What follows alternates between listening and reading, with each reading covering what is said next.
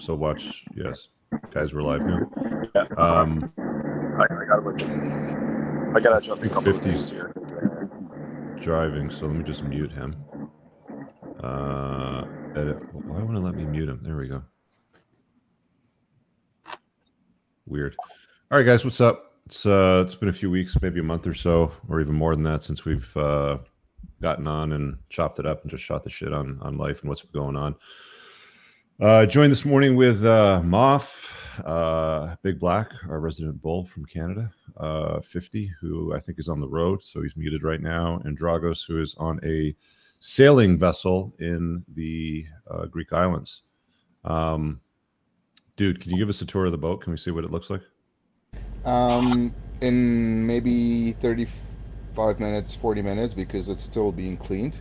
Oh, okay. But I have a picture that I posted on the group, and yeah, I saw it. Yeah. Where are you right now? It's Like you at the dock, or do you have like a Starlink for like an internet connection?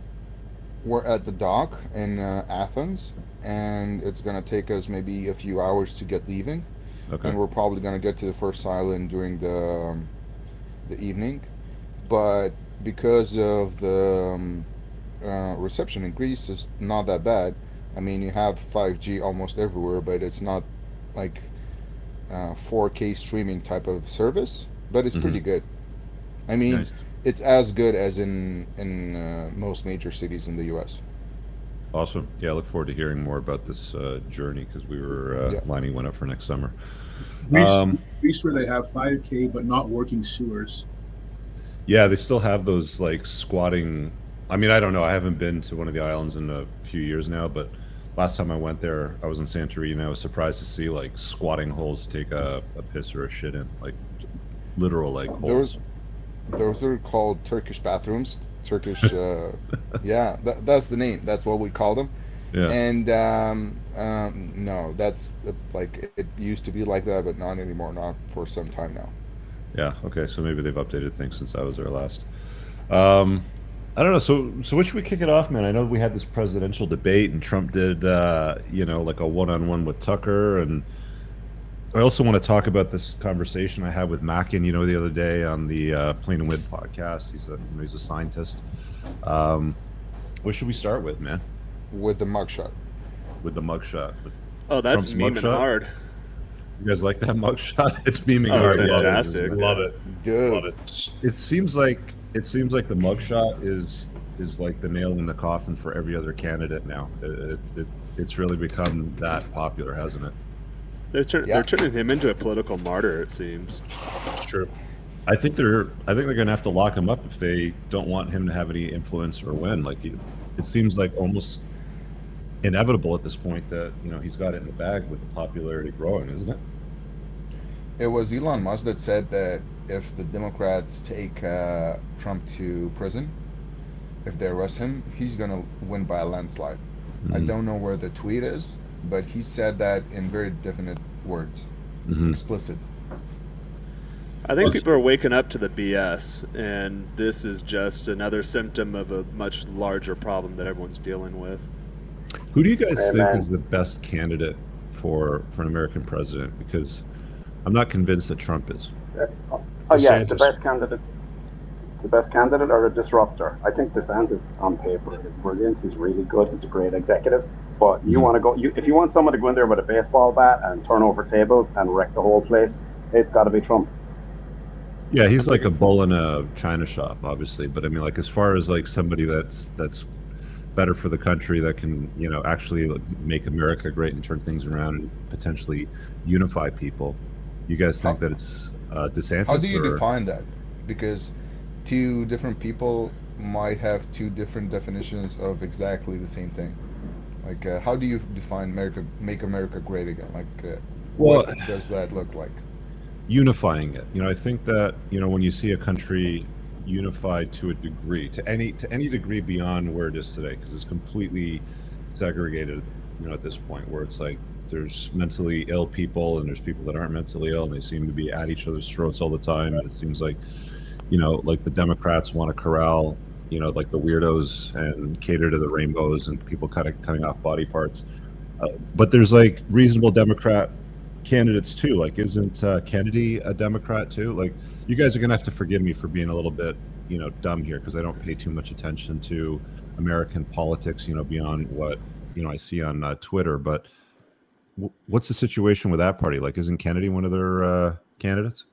They won't run a good candidate, though. I think in an ideal situation, which who knows if it'll happen, like a Trump-Kennedy ticket would probably get a very large majority of the vote. But the Democrats will give Kennedy the same treatment I think they gave, although I'm not necessarily a fan of him, Bernie Sanders. Like, wildly popular, but yeah, he's not really towing the line, and then they'll give him the boot, or they'll do some wonky stuff behind the scenes to make sure he never makes it to that level. Yeah, the Democrats set up a thing called with super delegates. Okay, so if somebody is a populist and is winning, and they have these things called super delegates, which will get their person that they want to get more votes. It's how they screwed over Bernie. Again, it's a rigged system. Yeah, and the other thing too is who's in charge then? Is it the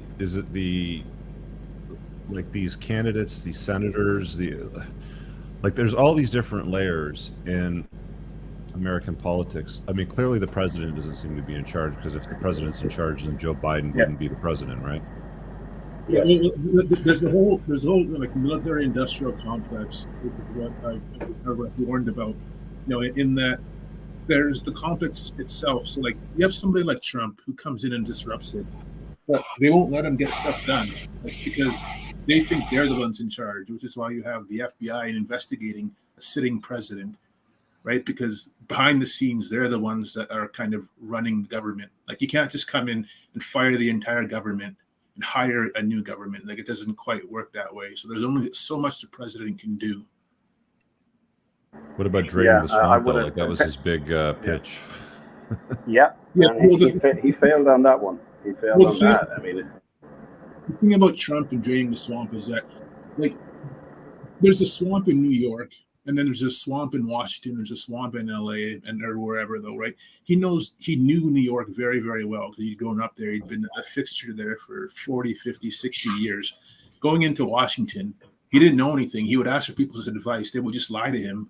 And then he couldn't really get things done, because he's not an insider in Washington. He doesn't have that kind of political power amongst the people that run things in Washington. Mm-hmm. So 15 years ago, I would have thought Big Black was a conspiracy theory, but just after what I've seen in the last 5 years, it's not. The president doesn't run the government. There's a cabal, state, and they decide what you can get done and what you can't get done. And if they don't like you, they'll use all the machinery of the government. Look, Peter Thiel's company got investigated. Elon Musk is now getting investigated by 3 different government departments. Why? Because he's sending rockets to the moon, because he makes amazing cars, because he's bringing thousands of jobs to Texas. No, he's speaking out against the deep state. That's why he's getting investigated. Just like Andrew Tate got investigated. Raytheon. Listen, the biggest mistake, it's hard to admit your political mistakes. Biggest mistake I ever made on the political right was thinking corporations are pure and all they're out there for is profit. No, they're not. They're there for influence, for power, for money. And when corporations get out of control and get into bed with oh, they got him. They got him. Didn't the left used to be anti-corporation? I grew up outside of Seattle, Washington, and I remember the 1999 WTO riots, and pretty much everyone shared that sentiment, like, hey, we don't want corporations running our policy. And then at some point in the last 20, 25 years, they switched all of a sudden. Oh, hang on, 50's back. Did the cabal get you, 50? The cabal got me. I'm in Florida. I'm in Florida, man. Watching all these fishing boats going out. It's just dead calm, beautiful weather here. Moff will tell you what it's like. Yeah. It's just stunning, and the Wi-Fi isn't a priority. So, you were talking about the cabal and corporations and stuff like that, and then you dropped. Can you continue on with that idea?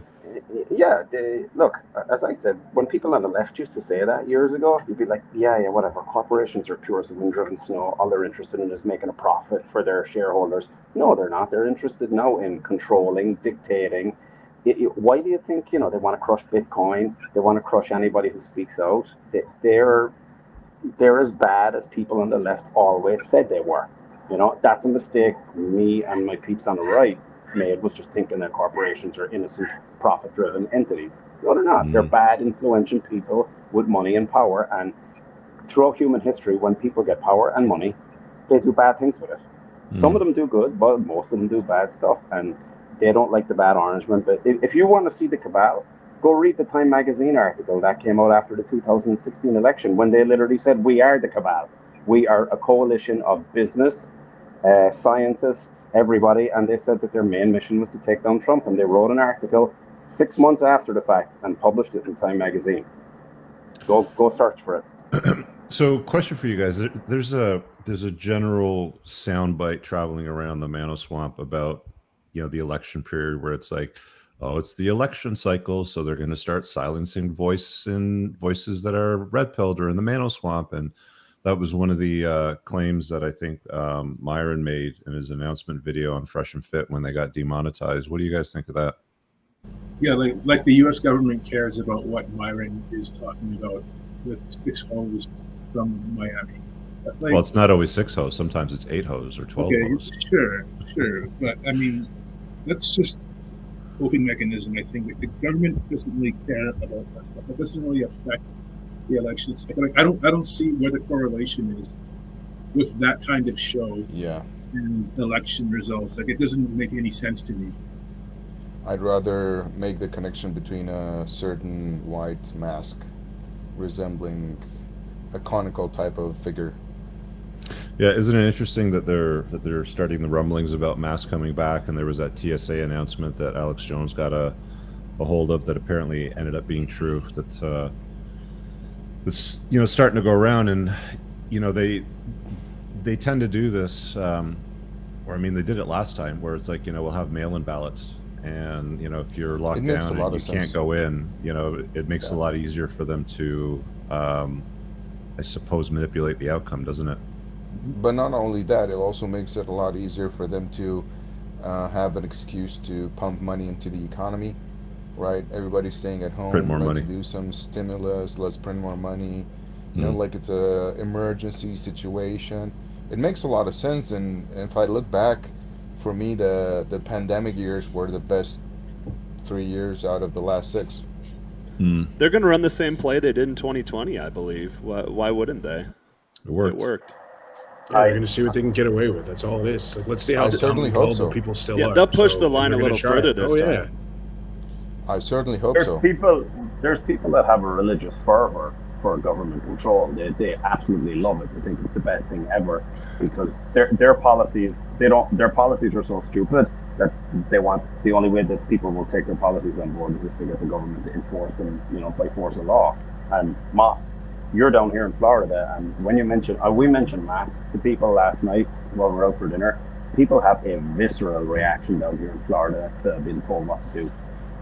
Because people in Florida live on a separate planet during COVID, man. I mean, I was in New York, so I was in the epicenter of all of it. And so I remember not being able to go outside. I remember not being able to get on the subway without a mask or go train in the gym or anything like that. You couldn't even get into restaurants without preventing some sort of vax card or vax scan. And when I moved to Florida and started having conversations with people about this, they were like, yeah, like we were quarantined for maybe a week or 2, and we just went up to everybody's houses and like barbecued, and then it was over, and like that was it. Like they didn't even live through it the way the rest of the world did. That was the same in Southern California too, although it's a liberal state. But in SoCal, when we got locked down, it was just massive parties on the beach, house parties like I've never seen before. And then they put the kibosh on that and had the police patrolling the beach. But for me, it was the weirdest damn thing. Perfect weather year round. You're on the beach, and not another soul in sight. A cop car comes from hundreds of yards away, comes up to me, sir, you need to be social distancing. I'm like, dude, I was social distancing. What are you doing here? You're the one with the problem. I was out here by myself enjoying my morning, but surprisingly, most Southern Californians kind of took the same sentiment. It's like we live healthy lifestyles. We're not going to get sick, and then they really brought down the hammer on us. Interesting. A lot of people have like this really bad opinion about their lives during the COVID period, but for me there was a lot of action. I actually had one of my exes get pregnant, made a lot of money, progressed in my fitness goals, progressed in my business goals. It was actually pretty good. Yeah, that's a notion of anti-fragility. So when chaos, hits your life, then you become better as a result of it. And few people are able to do that, right? I like chaos because everyone yeah. else is freaking out, and I'm just beeline moving forward. Like, all right, Bingo. let's run the ball for find out for who a good people are. gain. Like Yeah, I take it as a sometimes wonder compliment. if there's like these trolls or these troll accounts on Twitter. There's one that I posted about this morning, and I can't sometimes tell until you sort of like look at their timeline. But there was this one here. I'll show it up on the screen, share screen, because I always check out what's all trending there. And this Marn character says, "Waiting for my MRI. Haven't seen a single masked person. Oh, but I have been told I can take my mask off. Everyone who minimizes COVID negative comments means a block party. Hashtag immunity lie. Hashtag COVID is airborne. Hashtag mask up." I thought it was a joke account, and then I looked at the account, and it says, "Happy wife, twin mom, trying to make sense of the world. Business owner, new to Nova Scotia, loving it. Pronouns, gay and straight kid, ally to anyone need one." Then you go and look at the timeline, and it's like her entire timeline is like all about masking up and being scared and letting the state, sort of control you and all that. And there's these people out there that I didn't know still existed until you see something trending on social media, and you're like, holy cow! Like, there's actually people out there that still believe this. Like, how gullible? Well, it's because are they switched It's because they switched from COVID to supporting Ukraine and supporting trans, and now that COVID's back in the topic again, they're like, oh, now it's everybody's attention on this, so time for me to get more attention on myself. It's just the revolving attention cycle. The current thing. I support the current thing. I support the current thing. Now, the current thing is never work or responsibility. You'll notice. Yeah. I'm curious if the percentage of these people is more than those that believe the Earth is flat. Like, there's a certain percentage of flat earthers. Is this the percentage of people wearing masks bigger or smaller? No, there's a lot of gullible and persuadable and stupid people out there that just, they don't even look at stuff anymore. It's like they'll see a title and they'll go and comment in right away. It's like I said something the other day on one of the casts about the source of forest fires. And I actually had firsthand experience with it, dealing with people in forestry. And so, like all these bozos come in, or they'll start DMing me and saying, "Stay in your lane. You don't know anything about, natural resource." Okay, fuck, Well, no, but they said those guys were bozos and idiots. They're like, oh, they're probably incompetent. And you're just like, dude, like, do you understand what it takes to be somebody like this and what that entails? Like, I'm kind of like Tyrion Lannister, except for I don't drink a lot, but I know a lot of things. No, I think it's kind of like what 50 was saying before. And I'm not a midget.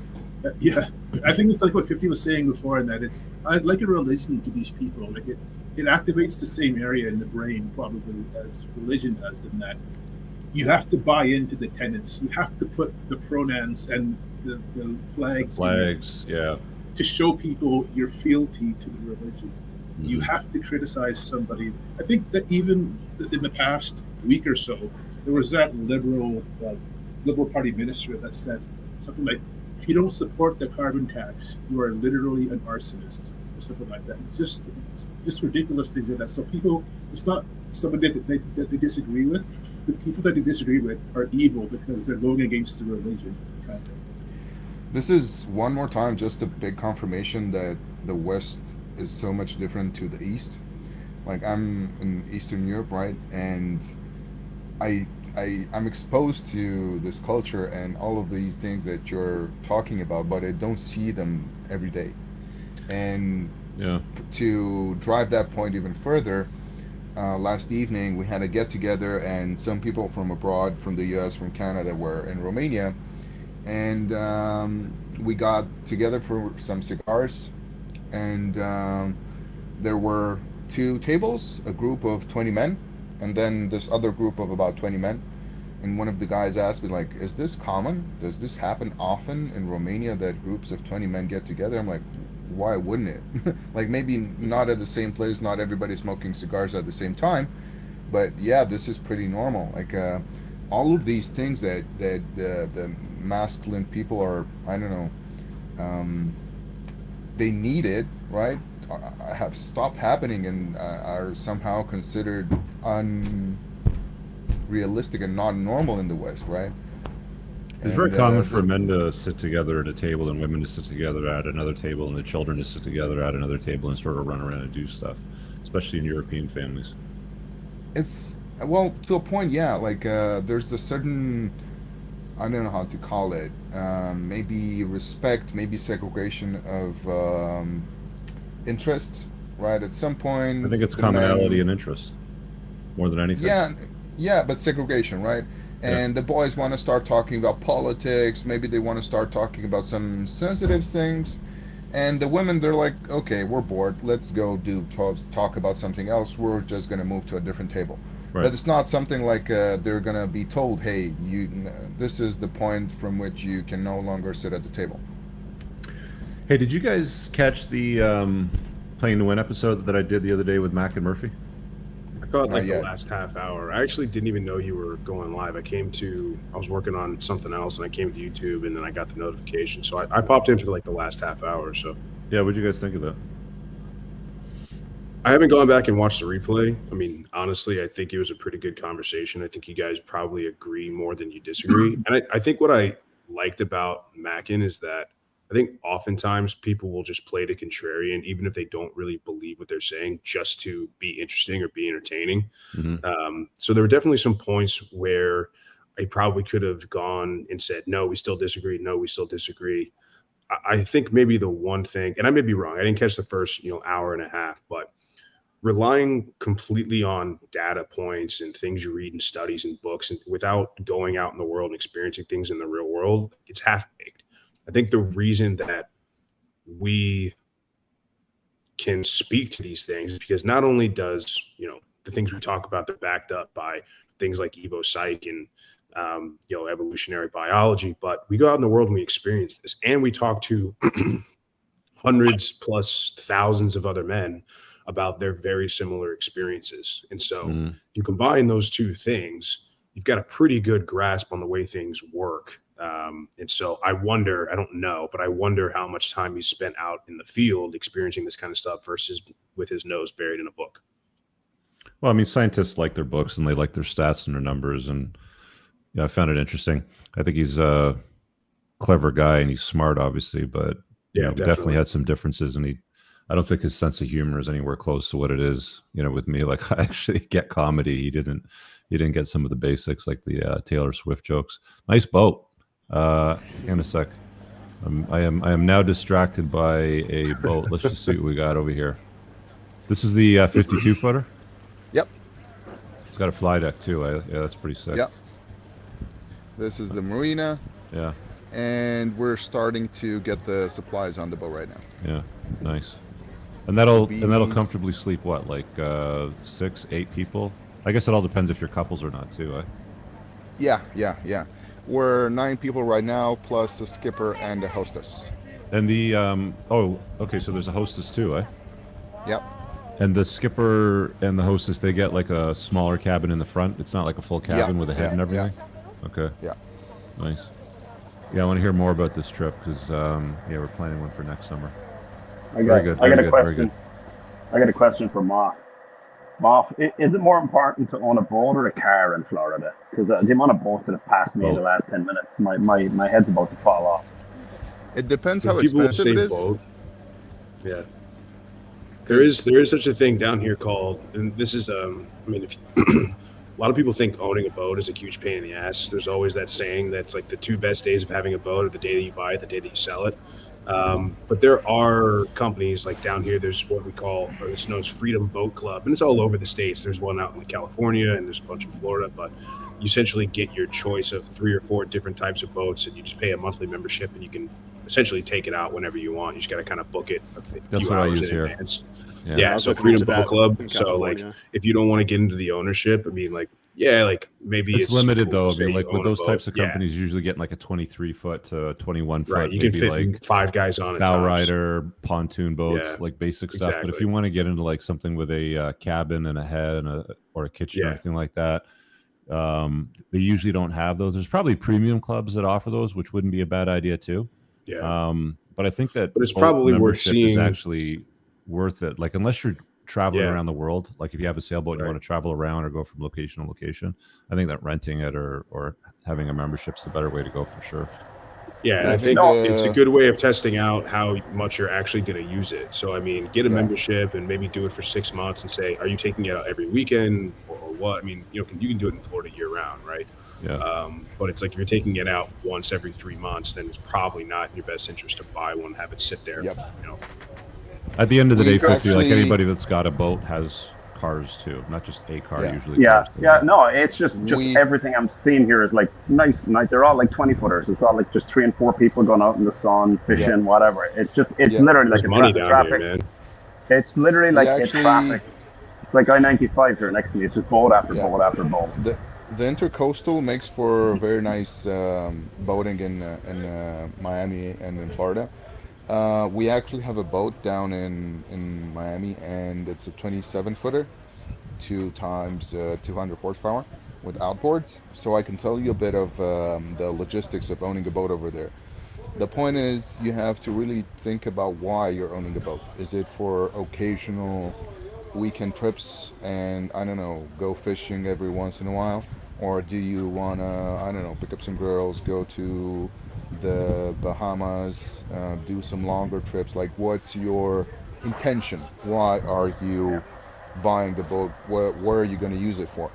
And the point is that we only use it for about 2 months a year, and it's in storage just about all of the other months. But it's nicer to have your own boat, even though you might take a hit on depreciation.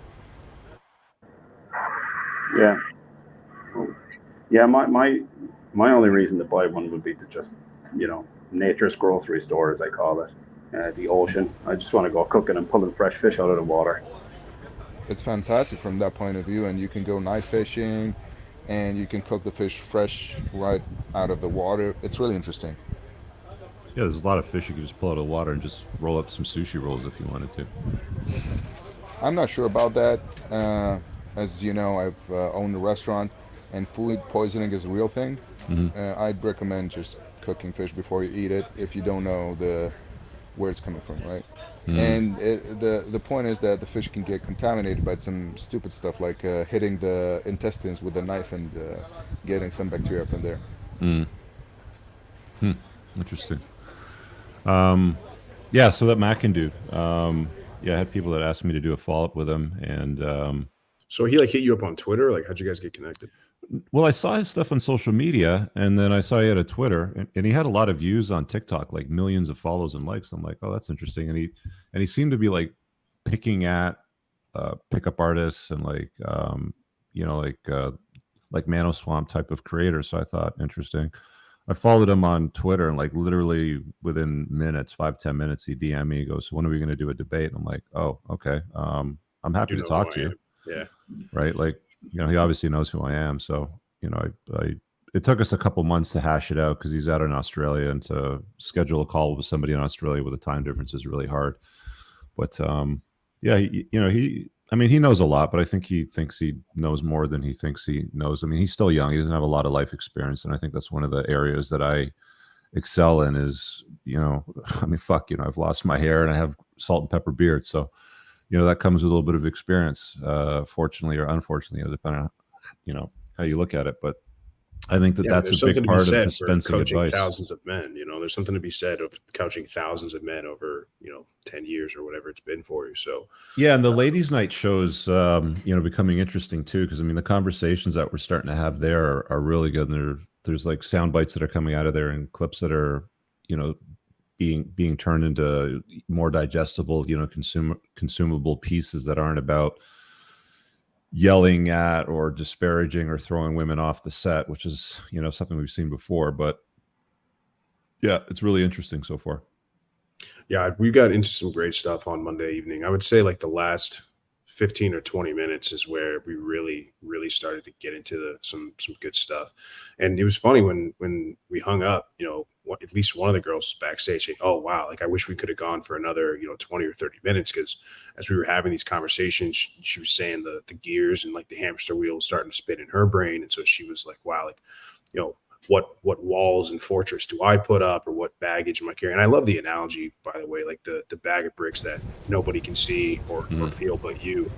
And a lot of people wear that as a badge of honor, to your point, and it's not, right? It's the only thing that carrying around baggage is going to do is make you, less likely or less open to find somebody. Yeah, it's going to, heavy in the sense, metaphorically, but we really got into some good stuff. I'm excited for the next, and I've already had a bunch of, I probably get a DM a day from a different girl that's like, hey, I watched the show, I'd love to come on. And so we're going to have some good guests over the next couple of weeks. The discussion that you had with these women is much more closer to therapy than it is to red meat. Like, I think that these women will look on this show and review it some time from now, and they could gain some insight out of this discussion. Okay, here's the only thing to that point. So I've had, and here's I tend to agree with Rich, and here's why. I think because I don't think a 90-minute podcast is going to completely flip everything they've been told since they were, however old, on its head. It may click with some, it may click with none, but I already know there's at least one girl that came on the show who sent me a couple of DMs of guys that pinged her after the show and were basically trashing us. They were saying like, actually, it's sexy when women have degrees, and not all men are douchebags. Like, ha ha ha! Not everybody that reads Rich's book is a douchebag, or whatever it is. Like, you'll find whatever's meant for you to come along. Just you're fine exactly who you are, and it's no matter how what we say and how much we have conversations with them. There's always going to be a dozen simpy dudes and these girls telling them, "You go, girl. You're just the way you are." And it's a shame. Here's what people don't understand about simping. As you come to understand what a simp is and what simping is, and how men can be so thirsty, and how they can basically lower themselves to a level that they think is going to get them a girl, but it's like whatever impressions you have of simping, it's probably 20 to maybe 50 times worse than what you think it is. Like, these guys are out there in droves. They're everywhere. They don't do well with women, and even though they'll watch my stuff or they'll read my book or they'll follow me on social media, Moff showed me the screenshots, and it's like a lot of these dudes follow me on social media, so they know who I am. They're not just sliding into her DMs to get her attention. It's like, dude, you're a simp. She ain't gonna bang you. Do it if you want, but it's pretty pathetic. And it's one of the oldest tricks in the book, like the white knight. The white knight. I'm not like those other guys. I'm not like those douchebaggy guys, right? Like clowning and trashing other men to try to make themselves look better, which is, in my opinion, the worst kind of man you can possibly be. If you're gonna trash other people just so you can get some sympathy chicks, or that are, especially girls that are never gonna give you the time of day or spend time with you or have sex with you. You gotta, if you guys are friends with, or there's guys in your life that will throw you under the bus for some attention from a chick, get that dude out of your life immediately. The guys that other guys call douches are the same guys that the girls they want bang. I found that this summer. I did it. If you guys follow me on my things, if you follow me on Instagram, there's a link to my channel. I did a video a couple weeks ago about that. I was seeing an American girl down here, and I think she called me a douche on the first date, and then we hooked up almost immediately. And then she had a guy friend that was simping after her, came down unannounced and kind of creeped her out. And then so as I was seeing her, this whole thing developed into a pretty funny story there at the end. But I did a video on that a couple weeks ago, and the guy called me the douche. I'm like, all right, anytime this guy sent her a thing saying like, oh, are you hanging out the douche again? She'd come over and just hook up with me. So guys, be very careful there. If you're pointing the finger like, oh, that guy's a douche, then you're in the wrong. That's the guy that's getting laid. Mm-hmm. Yep. My LT attest to that. Yeah, my LTR says every month or so she'll tell me, she goes, "You're still one of the biggest a-holes I've ever met." I'm like, yeah, I know. Good on you. It's a badge of honor. It means you set boundaries and stand your ground. God forbid I use that right? Coming back to the anti-fragility, the thought comes to mind: how do we profit? How do you profit from what? Simping? From the simps. Well, OnlyFans, figure that out. Yeah, well, point taken here.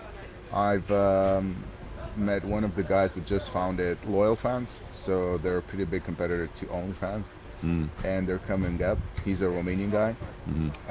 He's also one of the major associates of Live Jasmine. Live Jasmine, what is that? That's porn site or a webcam site or something? Yep. Okay.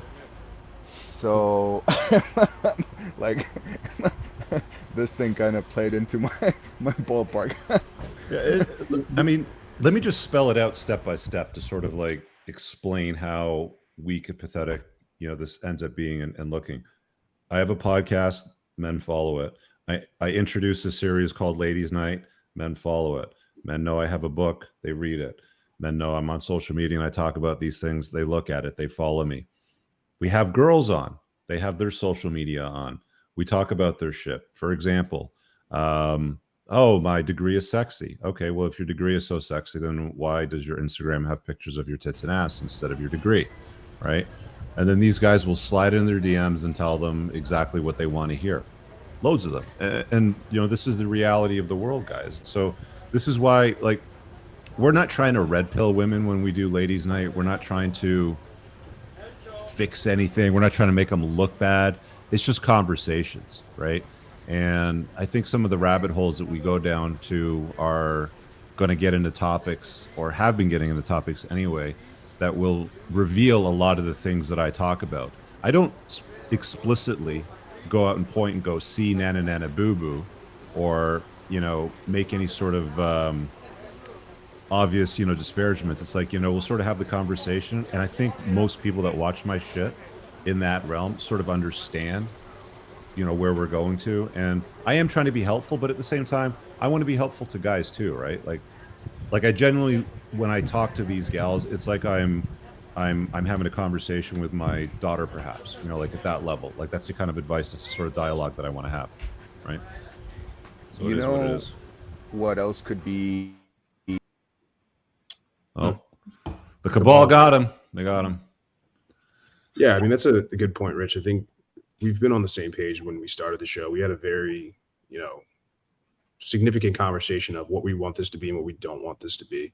And I think we've done a great job so far. I mean, we've done 2 shows. I think the response has been very positive. I think you're always going to have detractors no matter what you do. But yeah, I think the point is, a lot of guys, at least at the start, were like, why are you trying to red pill women? Why are you trying to do this? It's like, you guys aren't really getting the reason behind it. That's not why we're doing this stuff. And I think what's really interesting about our show versus maybe some of the other shows that are out there is that we can get women from all over the country at any given moment, because we don't have to fly them to a studio, or it doesn't have to be in one tiny city in California or in Miami or anything like that. I'm routinely getting, we're looking and trying to get women to come on from all over the place. So nobody can really say like, oh, well, that's just women in New York City or Miami or LA or Vegas. It's like, these are from all over the country, man. And so, if people can see that we're generally right more than we're wrong, then it just reinforces that. Yeah, and it's a mix too, right? I mean, we're getting a mix of gals in from, last show we had a 19-year-old and a 40-year-old roughly, right? I think Nicole's 40. They come from all walks of life. So 39 before she runs to the comments to correct you. Anyway, so we're doing those on Monday nights, kicking that off at 8:45 for like an hour and a half, maybe 2 hours max. We'll see how awake I can stay, but those have been fun. What else we want to table here, guys? Did we miss anything? Where did Dragos go? Did he get back here? Or did the cabal really shut him down? No, he's not there. Yeah, they sunk his ship. They torpedoed him. I think he made a great point earlier on about Eastern Europe versus Western society.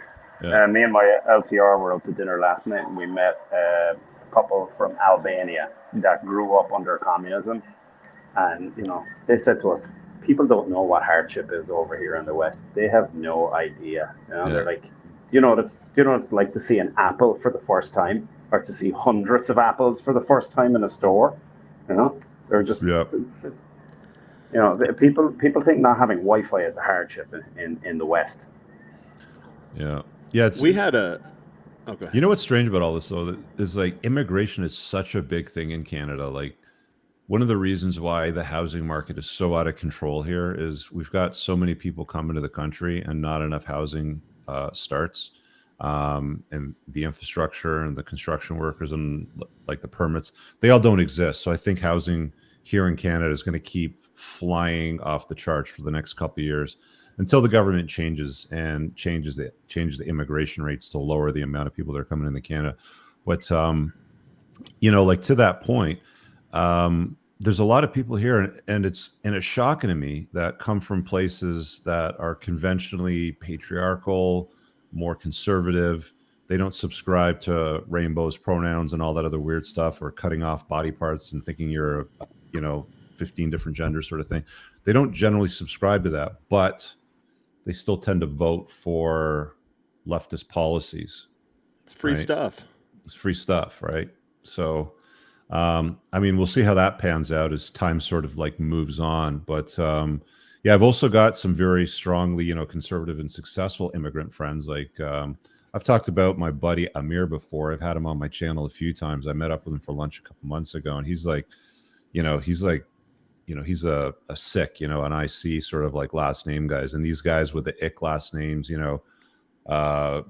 Bosnia, Herzegovina, Croatia, like that sort of region of the world that like was very socialist and communist for many, many years.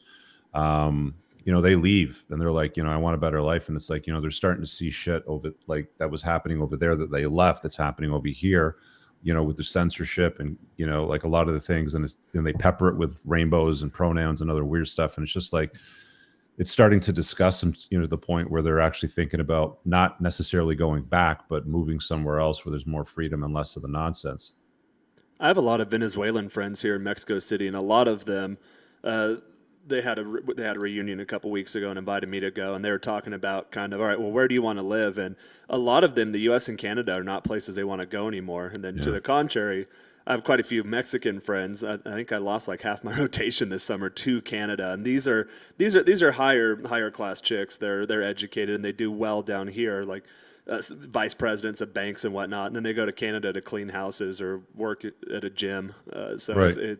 It's quite interesting to me. But I'm starting to get feedback almost immediately, like, oh, Canada's not what I thought it was. Like, yeah, why would you go to Canada? Like Mexico's actually a pretty good place to live. Yeah. No, they don't show you all the weird shit. They just say free healthcare and nice roads or something like that. It's like weird. Oh, when it starts getting cold, oh my God. And then they come home. It's fucking cold right now. I was telling Big Black, it's just not even fucking warm here, man. When I was in Sardinia, it was nice every day. And what's cool about places like Italy too? It's like, it's very culturally Italian. Like the cars are Italian, the people are Italian, the coffee's Italian. I loved Italy. They don't even bother like learning how to speak English. They're like, you don't speak English? Go fuck it yourself, right? It's like Maya Fagula, right? It's like it's just cool, right? Like it's just cool to be able to be in a place like you look around, everything's fucking Italian, right? And like, there's certain parts of the world where you just can't tell. It's like, what is this? Is this woke? Is this Canada? Is this like, what is this? Like, if you come to Canada, I was having this conversation with Raphael. And by the way, Jared, you got to hook up with Raphael because he's in Mexico City right now. But awesome. Yeah, I will. Yeah, like he was just like walking around and he's like, he made a video on his channel. It's like everything is rainbows and everything is like trans flags and just pronouns and just weird stuff. And it's like, that is not an accurate representation of the demographics. The demographics are very small in that proportion. It's like 2-3%. But when you survey people, this was the interesting thing. When you survey this younger generation that's under 30, about a third of them identify with like the alphabet soup sort of stuff, right? Well, it was like that when I was in Israel. It surprised me how much that's made ingrained into their society. I thought it was going to be really conservative and religious, and that was not what I experienced at all. Well, the thing is, if you have a country that has a strong cultural identity, like a lot of places in Europe that have been around for thousands of years, they have a strong identity versus here in Canada and in the United States. They're trying to erase the national identity. They're trying to tear it down. They're renaming streets. Your audio just went to shit. Yeah. No, that's a Big Black just made an excellent point. When I was in Australia, can you hear me? Yeah. When I was in Australia, the Australian Immigration Museum, The Aussies decided after World War II that their population wasn't big enough to defend a landmass the size of Australia, so they wanted immigration. So, as Big Black just said, cultures that have been around for millennia, they sent letters to two governments out of the entire world. They sent letters to two governments, the Italians and the Greeks, and they said, please send us immigrants from your country, because they wanted to import, the Renaissance, the birth of language, the birth of democracy. So now you go to Australia, the biggest population of Greeks outside of Greece is in Brisbane or Melbourne. You go to the fish market there, and it's like being in a Greek fishing village. It's just, again, Italy is Italy. You have the Medicis, the Renaissance, the greatest painters, artists, architects ever to come along. They're not going to embrace the new thing and wipe all that out, because their stuff has been around for millennia. It wasn't invented 50 years ago by some hippie in Haight-Ashbury.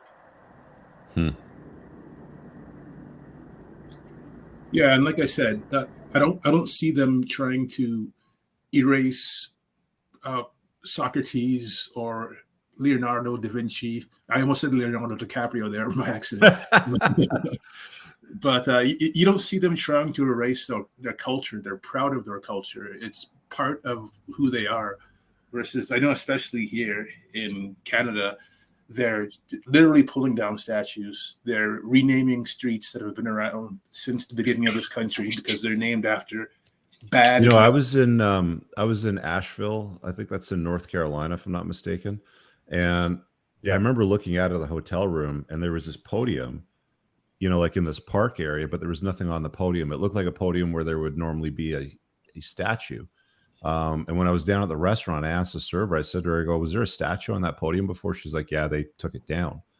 And I didn't really probe her about what the statue was or why they took it down. But I mean, when you look at the road that's sort of encirculated where the podium was around the park, in big, bold, massive letters, you could read from like 150 feet up in the sky, it said Black Lives Matter all the way around that road.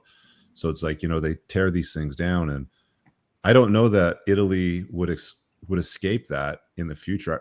I think it's coming. I just think that they're decades behind where we are here right now. There's a few prominent, there was a lot of lesbians. I saw a lot of lesbians in Italy, but it was just like very low key, like the bull dyke sort of like shaved haircut and the big dumpy ass and like the man clothes and all that sort of stuff. That look, but there wasn't signs or flags or like any of that weird stuff. But I mean, it's starting to pile up, right? Like it's starting to happen there. And Italy's got a real problem with population growth, like a significant problem, worse than Japan even, if I'm not mistaken. But setting that aside for a sec, somebody mentioned Leonardo, sort of pivot another direction. Leonardo DiCaprio was what sort of came to mind, and what's happening between Dylan Dennis and Logan Paul. And I think we might have touched on this briefly at another point, but apparently Logan Paul is marrying a woman that has quite the interesting past, because Dylan Dennis has been showing all the dudes that she's been with on his Twitter timeline. Have you guys been in touch with what's been going on there? There was a presser that was out. I think I've seen that. This chick has a bigger body count than Stalin, apparently. It's pretty ridiculous. Like it's absurd the amount of pictures this guy found online of her with different guys. And like, it's funny because I was talking earlier in the week about Tyson Fury, and there's a series on Netflix. I don't know, Living with the Furies or some shit like that. And he lives in somewhere north of Manchester, just on the sea. And he's got 6 kids with this woman, and happy wife, happy life is one of the sound bites, that he stated in that first episode. And his wife, the entire episode, is like going on about how he's bipolar and how he's such a burden to her in life and all this sort of stuff. And it's like, you see the clock ticking down here to the end of this relationship. Like, I'm not saying it's going to end, but it's not good. Like, it's not going in the right direction. Like, disgust is a strong signal that this knot is going to untie at some point, or at some point in the very near future anyway. And it's like you have these world-class people that are combat artists, like combat sports artists. And Logan Paul, whatever, you can say he's a good fighter or he's not, but whatever. But he's basically marrying a whore. And you've got Tyson Fury, who's a world champ, heavyweight world champ, who's like, he can't leave a party without being disparaged by his wife, saying that he's got mental issues. Like he just wanted to get out of the room and go somewhere else, right? But they make a big deal out of it on the show, and he's like, "Well, happy wife, happy life. I got to do what the missus says." I think the thing with Logan Paul is that he is so addicted to spectacle and to fame. Granted, he probably still loves the chick, but posting it everywhere, I think he's just addicted to that spectacle. Like, your relationship should be somewhat private, but him like proposing and posting it and sharing it online and all that stuff for people to see, like, it's content, and so that's kind of the feeling that I get. I was just gonna say, also, on a general level, we're talking about Leonardo DiCaprio, statue of him in Italy. There's just like 50 other bitch statues around him, worshiping, falling down on his knees. No, that'd be funny. But anyway, sorry, Jaron, go ahead. I was going to chime in, actually. There's kind of two schools of thought here. Depends on which one you fall in. I mean, there's some people that think he's just pulling an Adam 22 and he's doing this for the clout, and he and Dylan are in on it, and it's one big spectacle because everyone's talking about it. And to BB's point, like, somebody like Logan Paul, addicted to spectacle and needing to be in the spotlight. I mean, this guy got famous. He wasn't famous as a fighter. He got famous through like Vine and social media and like internet shit, and then doing YouTube, and then just doing like outrageous stuff, and now his podcast. So he's always been a child of the internet. Like, he's internet celebrity, internet famous. It's really all it's ever been. And so all he knows is like trying to go viral and trying to get clicks and attention. So I don't know if that's how I think about it, whether I think he's in on it. But if you don't, and you think that this is legit, I still think he's a guy that is bought into the bull and bought into the lies and bought into blue pill conditioning. I mean, like, Rich, plenty of guys out there that have high levels of success and fame and business, whatever they are, but they come home and, I mean, look at Tyson Fury, or like we just talked about. So, I mean, I think one of the things we're seeing, though, I think there's such a heavy level of criticism. I think younger guys are waking up. There was a clip that was shared in one of our like 1% chats about this girl who went on TikTok, and she was crying into the camera talking about, one guy just told me that guys don't want to date single mothers. And so then I went and cried and vented to another guy who told me, yeah, guys also don't want girls with a high body count. And she goes, well, sucks for me because I'm 2 for 2 in that department. And the juxtaposition that was so interesting is that the comments on Twitter were all white knighting, like, oh, like a real man steps up and raises someone else's kids. Yeah. And TikTok was full of young men that are like, yeah, good luck. Not going to ever be me. It's like, oh, why isn't it the consequences of your choices? And so it's, when you talk about the demographics that use kind of the two of those applications, it's very interesting to see what's coming. I think it's an interesting use of celebrity examples and making an example out of celebrities, right? Like, it's like, dude, you're marrying a whore. I don't care. I mean, she's apparently a model. She's such an attractive model that Leonardo DiCaprio dated her at one point, and then he decided she was too old and ditched her. But like, she's been around the block. She's like a village bicycle. And I think men inherently are disgusted by women that have shared their body with a lot of dudes. But when you get sort of like red pilled and you dive down the rabbit hole of understanding like the reasons behind that and like the potential outcomes of dealing with that, then it turns into a no-go zone. But there's always going to be an abundance of simps. There's always going to be an abundance of men that are willing to worship and pedestalize, basically treat a 500,000 kilometer Ferrari like it's a brand new car in the showroom. Like there's this video of her saying that she sucked dick in a football stadium. Yeah. Like and it's like, what man that has any kind of self-respect, dignity, would want to be attached to that. Like, I don't get it. Well, it speaks to the kind of man that he is as well, too, right? So I mean, you have to understand that. So it's like, you know, when you see these guys that are holding themselves out with these energy drinks and these crypto projects or whatever it is they happen to be doing, it's like, you know, they're shills. Like they're not men of dignity in any sort of integrity anyway. That's why I like what you guys are doing at the ladies' night, because I've recently had to do kind of a soft next or reject these types of girls when things come to light that they're just not really on the same page I am. They're not the quality of women that I allow into my life. And they're genuinely confused a lot of times. There's a point in my game evolution, if you want to call it that, where they get mad and they get outright angry, but now they're just kind of confused, like, really? Like, I thought I had it going on. I was like, no, like guys like me don't date girls like that. And that's why I think there's a lot of value added to these ladies' night shows, especially girls. I'm in my mid-30s, so girls around my age, they realize that they can't have the relationships they want, and a lot of times they don't know why. It's dumbfounding to them because they've been fed the societal lies. And that's the question I wanted to bring you guys to. Are people starting to wake up? Because I know in the group, someone posted that Oliver Anthony song that's gone viral recently.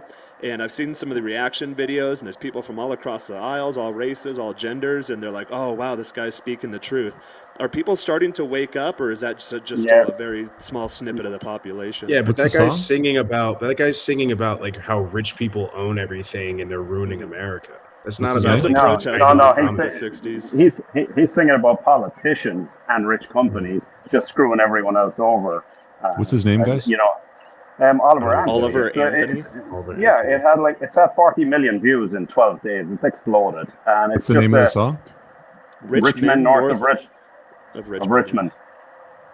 Oh, Richmond, north of... Yeah, I saw that, but I didn't look at it. North of Richmond lyrics. Let me look I think at you that. can play it, too, because he's come out saying, you know, he's not going to try to be a sellout, and I see a lot of reaction videos. And well, I've been selling my soul, working all day, overtime hours for bullshit pay, so I can sit out here and waste my life away, drag back home, and drown my troubles away. It's a damn shame what the world's gotten to for people like me, for people like you. Wish I could just wake up and it not be true, but it is. Oh, it is. Living in the new world with an old soul. These rich men north of Richmond, Lord knows they all just want to have total control, want to know what you think. Yeah, this is like kind of back to like the rock lyrics, back like, you know, the heavy metal lyrics back in the day where it's like, you know, fuck the man. I think it's more complaining and crying than it is like Rage Against the Machine type shit. Yeah. Long-haired freaky people need not apply. Like that's an old ass song that's sort of in the same sort of vein. Signs everywhere there's signs, right? Locking up the scenery, you know, standard stuff. I'm surprised it's got so much view. Yeah, just listen to it. The main gauge of this song is check out the comments under it on YouTube. I just think contrary to Moff's point, I just think people are finally getting pissed off that inflation's exploding, prices are too high, and they're just sick of working to keep their heads above water. That's all. That's all I take from the song. But that's what they've done with the standard job, man. Like, you know, like in our grandfather's era, he could have had a good life and a house and a car and a family, and mom could have stayed home and the kids could have been clothed and fed properly and gone to college or university on a job, on a job, but a job is now just over broke, and you can keep jacking up, you know, minimum wage, thinking that's going to solve the problem. It doesn't solve shit. You know, you keep doing like minimum wage like, you know, I've seen somebody, you know, some lefty on Twitter the other day. She's like, you know, minimum wage shouldn't be 15 or 25. It should be 30. That's a living wage. It's like, what do you think that's going to make everything fucking cost if you bump minimum, you know, if you double or in some cases triple minimum wage, you know, from what it is right now? Like, these people don't have a fucking clue how the world works, and they keep voting for more and more free shit. The problem is people don't want responsibility. And if you take responsibility for your own life, for your own outcome, that's going to force you to vote, you know, as a libertarian would, for freedom, so that you can take ownership for your life and stop expecting the government to give you what you want. But it's the people voting, and it's the government that's in control that keeps getting bigger and bigger, implying that they're going to fix things, and stupid people, you know, falling. Like, this is never going to fix itself. You know, you're never going to be wealthy having a job anymore. It's never going to happen. You're not going to be a homeowner. You're not going to be good enough for women. Women are completely delusional. They don't need no man anymore. They're all over OnlyFans making their money from simps right now, who are throwing their cash at these fucking losers. You want me to keep going? No. I was going to say, tell us how you really feel. But I think to answer Jaron's question, are people waking up? I can remember 2 years ago, my son coming home in the door off the school bus and going, "Dad, have you ever heard of Andrew Tate? Have you ever heard of Andrew Tate?" And I said, "Yes." And I said, "You're to listen to every single word he says." And I said, "How do you know him?" He says, "All the kids on the bus listen to him." So these are all kids who are 14, 15, starting to wake up to this stuff. And I think people are hungry for truth. You know, they know that what their TV tells them, what the influencers tell them, what the government tells them is all nonsense. It's all rubbish. And it ends up with a lot of unhappy, overweight people staring at their screens all day, wondering why their life is crap. Tate did an interview with Alex Jones the other day, and he made that point to where he's really popular in like the 15 to 35 age demographic. And I remember when I was a kid, everything was like during the Bush years, like a lot of teenage boys, they're anti-establishment. So the cool thing was to be like, okay, we're all Obama, we're all kind of liberal. But I think now the woke thing is so pervasive in our daily life that the cool thing, and I saw this when I lived in California with like young kids that would come through the room that I was renting out. All the cool kids in California back then, they were all conservative. So it looks like that younger generation, we might have some hope for them after all. This guy Rage says, "What books do you recommend for improving conversation for somebody who wants to make a career in sales?" There's loads of resources on how to sell, but I think it's, I think a more important question to ask is, what are you going to sell so you can make some real money at it? And the answer to that is high ticket items, high-end real estate, jets, yachts, high-end cars, that kind of stuff. The days are gone where you can go, door to door with a backpack full of fucking encyclopedias and think that you're going to make a living. Anything close to that, remotely resembling that, is going to be a waste of your time. Or selling solar. That's what they're doing now. Door to door solar. Whatever, solar, anything. Rampant down here in Florida, man. All the time I'm hearing guys just getting their doors knocked on. Solar also, I would say if you're trying to improve your communication, efficient.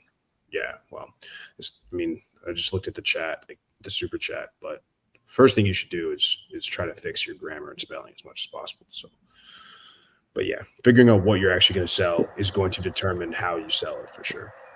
I think the guy might be asking about conversation and stuff, and just as someone who kind of rolls in that department, is just get out there, get the social occasions, get the social events, practice interacting with people, body language, stuff like that. Yeah, sales is persuasion. The other thing too is like, make sure you have boobs. If you're going to be selling high ticket items, like that's a really important part of sales, is having like boobs, big ones. Yeah, get some nice tits and okay. I could confirm. We were at a tiki bar yesterday, speaking to somebody who was pharma. She was in pharma sales. She actually had bought an entire farm back in Ireland. She was from California. She has a winery out there as well, has made a lot of money. Was not, she wasn't good looking. But I mentioned to her, I said, yeah, my LTR is interested in getting into pharma sales. And she looked her up and down. She didn't ask her what her background was. She looked her up and down and she goes, she'd kill it in pharma sales. Mm-hmm. That literally summed up sales to me. Yeah. I mean, if you talk to any medical professionals, they'll tell you like all of the best sales reps are all hot women. Right, because most medical professionals, doctors, surgeons, like all these guys that own clinics and stuff like that, they're mostly dudes, right? I mean, we have a doctor in our group. We have a few doctors in our group, and I'm sure our buddy would admit it if he was on here, that if he was going to be buying new drugs for his chain of clinics that he has down there in Texas, he'd rather buy them off a hot chick than you and me off Darren. Yeah, for real.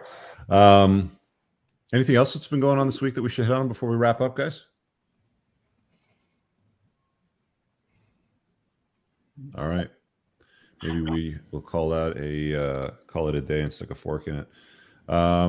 Cool. So Monday night, Unplugged Alpha is on at 7, and I have an incel joining me for that. He did a sponsor request, and I got an email, and I went back and forth with him, and he took a bit of work to try to convince that it would be better to have some dialogue back and forth to help solve his problem, because otherwise it's just going to be a generic response of do the work, and I'm going to have to try to point to deficiencies, whereas it's generally, I think, in my opinion, a better idea to have that dialogue. So if you want to check out a conversation with an incel young gentleman that is looking for a girlfriend.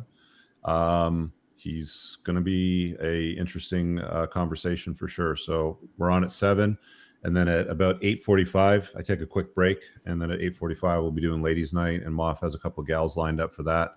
So that's on Monday night, and you can check out the boys below on their social with their links over there. So I think that's it. We'll hope you guys have an awesome weekend, and we'll catch up with you all later.